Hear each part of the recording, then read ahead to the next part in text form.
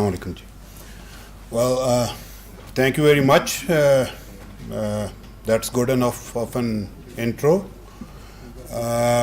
Basically, my job here with Ministry of IT is to recommend and formulate telecom sector policy, cyber security being a hot topic of discussion on the policy arena for the last couple decades now. It has entered Pakistan as well.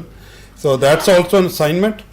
But surely, Honorable Zahir Islam Janjua Sahab, National Security Advisor Nasir Janjua Sahab, well, coincidence, both Janjuas. Thank you from the side of Ministry of IT to invite me here on a forum that basically discusses the consequence of having a national policy regarding cyber security.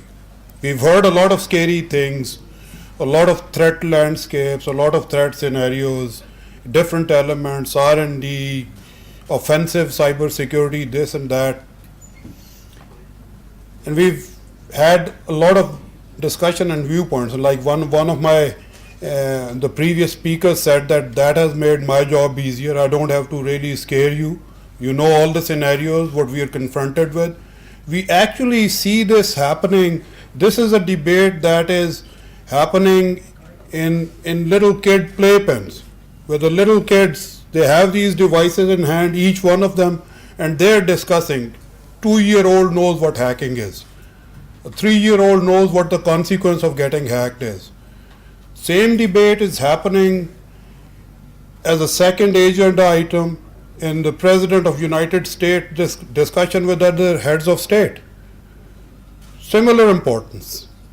So the discussion on how to handle cyber security internationally, having a system, and then at a local level,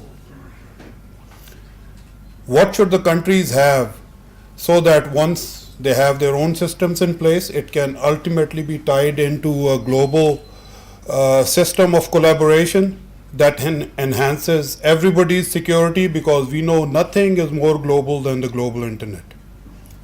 The global networks, we cannot dispense with them. We heard of you, Amar Jafri Sahab said, blockchain, crypto, you like it or not, you're going to have it.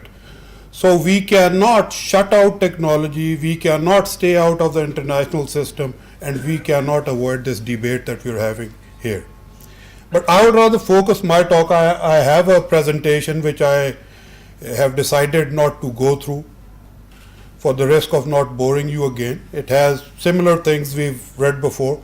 I'll cut straight to the talk of practical side of it. What does it mean, and what are we doing in Pakistan to have a stakeholder agreed consensus cyber security policy?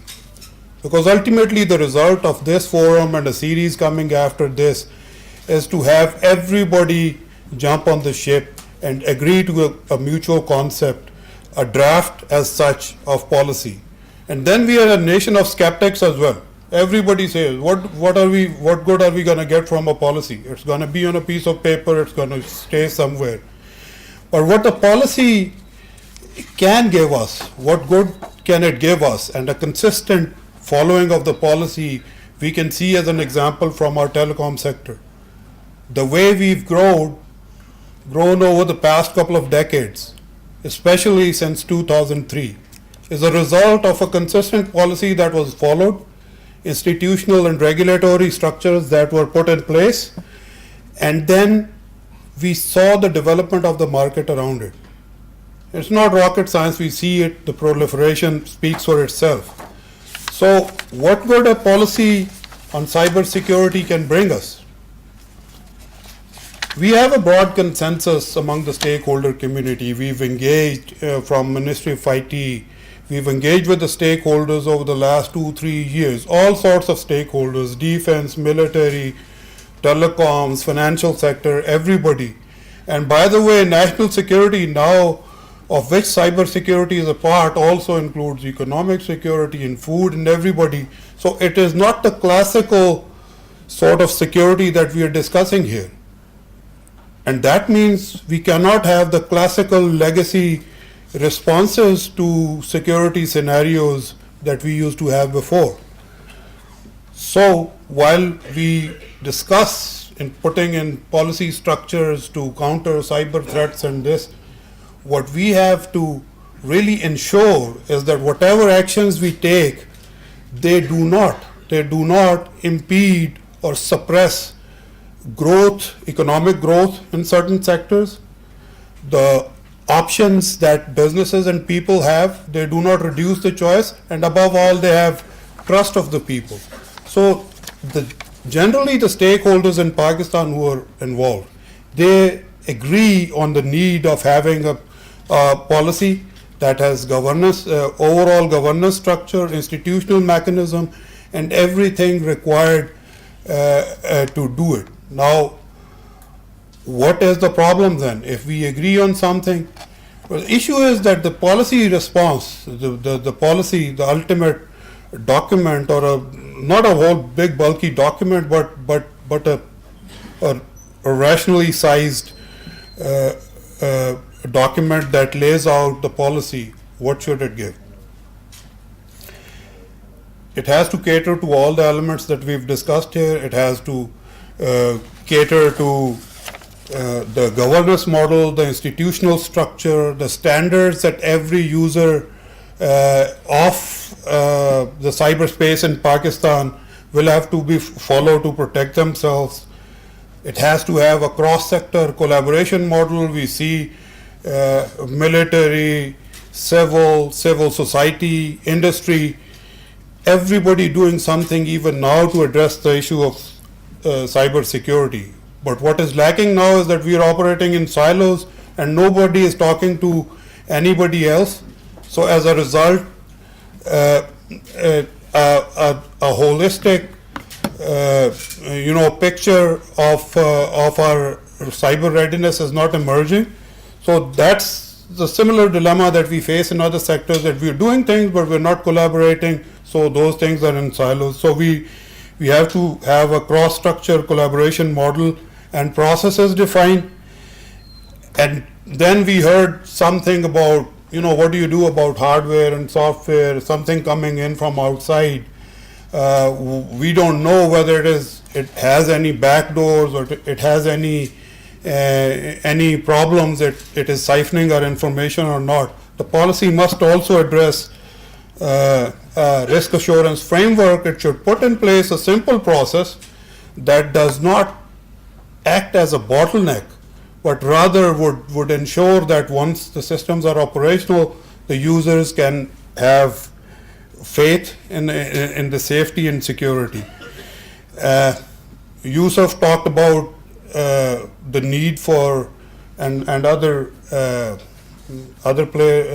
speakers as well, they talked about the need for having local and indigenous. It's a very good thing to say that we should start doing everything ourselves. Fine, and we do, as a part of our previous policy, have a facility like Ignite and National ICT R&D Fund that will in the future contribute to the R&D in cyber security arena as well.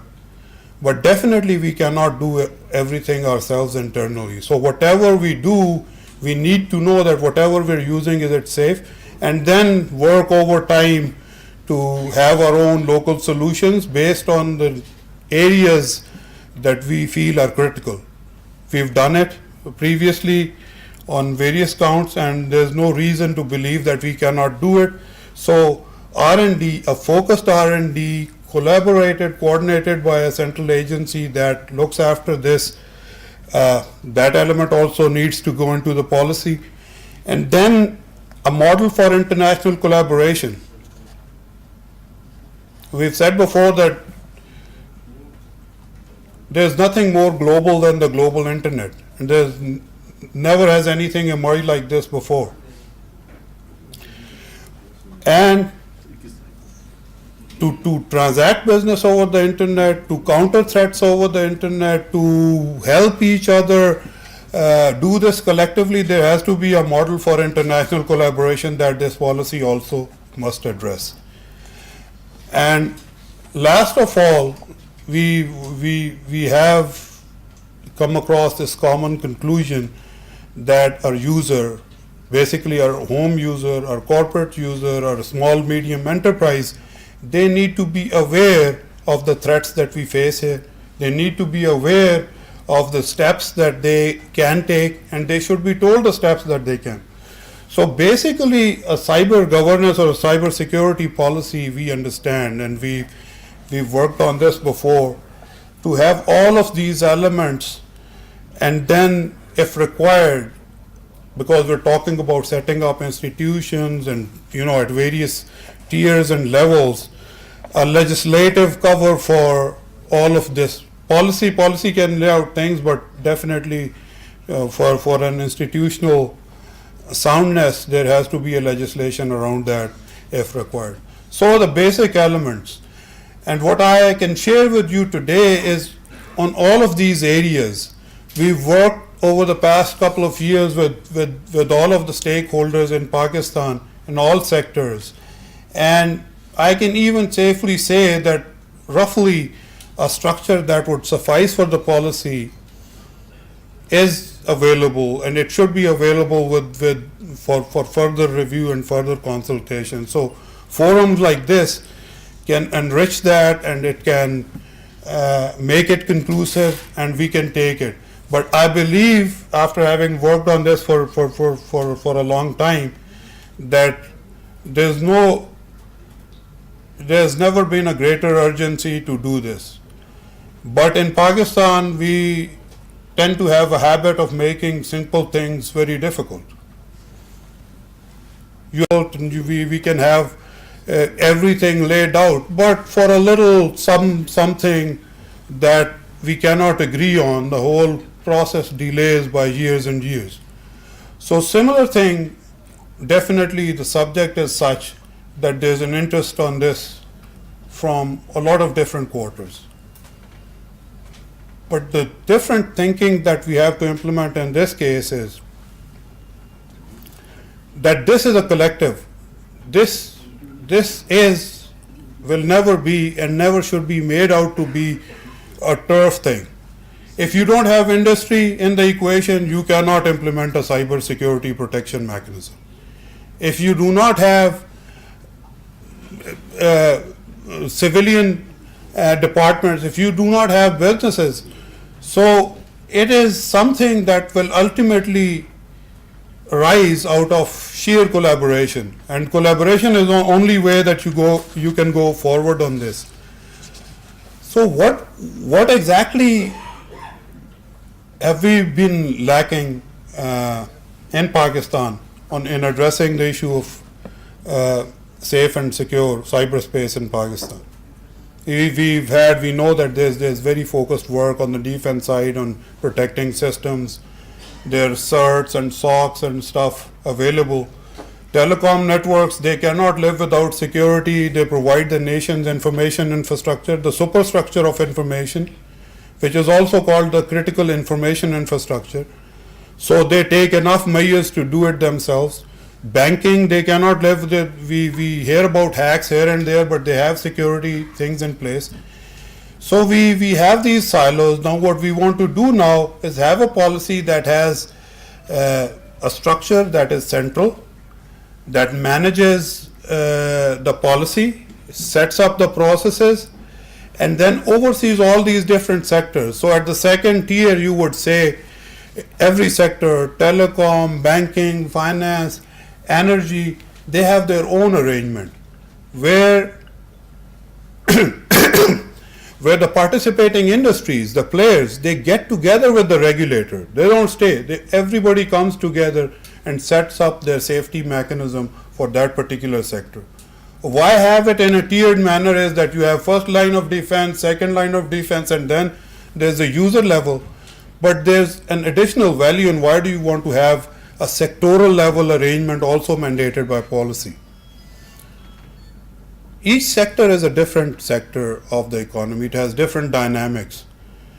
And the regulator normally is aware of the dynamics of the sector. So we have to cater for the development, business, and growth of the sector as well, and on the same side balance the need for security.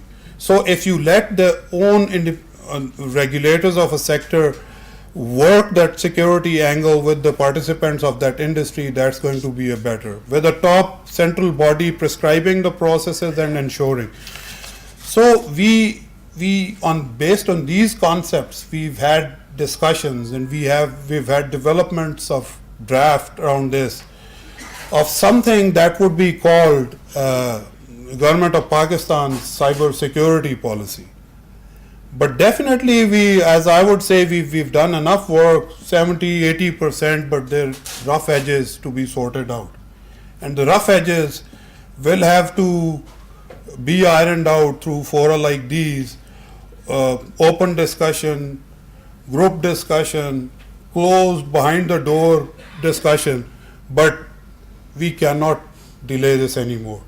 And whatever role Ministry of IT, we've set up the central forum that discusses and approves policy on this, whatever else we can do in this domain, us collectively, and I particularly, personally and professionally, would like to see something like this concluded in very near future. So in the end, I would like to thank everybody who has given food for thought to further refine the work that we have, which soon, I believe, everybody will see and they'll be able to comment on. Thank you very much.